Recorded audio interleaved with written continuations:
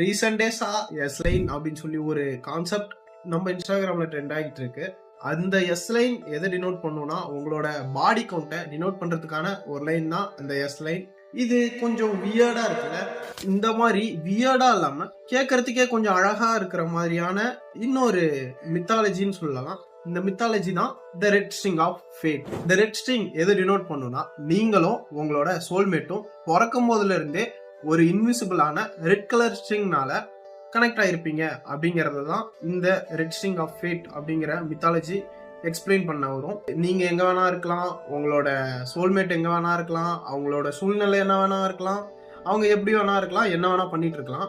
ஆனா இந்த ரெட் ஸ்ட்ரிங்கிறது உங்களையும் அவங்களையும் எப்பவுமே கனெக்ட் பண்ணி வச்சிருக்கோம். இந்த ரெட் ஸ்ட்ரிங்ல சுருக்கங்கள் வரலாம், இந்த ரெட் ஸ்ட்ரிங் ஃபேட் ஆகலாம், ஆனா என்னைக்குமே பிரேக் ஆகாது. கண்டிப்பா ஒரு நாள் நீங்களே உங்களோட சோல்மேட்டை மீட் பண்ணுவீங்க அப்படிங்கிறதுக்கான ஒரு மித்தாலஜியா தான் இதை வந்துட்டு சொல்லுவாங்க. இந்த மாதிரி தியரிஸ் அந்த மாதிரி மித்தாலஜிலாம் கேட்கும்போது கொஞ்சம் கேட்கறதுக்கு நல்லா இருக்கு. பட் ரியல் லைஃப்ல அப்படி இருக்குமான்னு தெரியல. இந்த மித்தாலஜி கேட்டதும் உங்களுக்கு யார் ஞாபகத்துல வந்தாங்க? அவங்கள கமெண்ட்ஸ்ல சொல்லிட்டு போயிருங்க.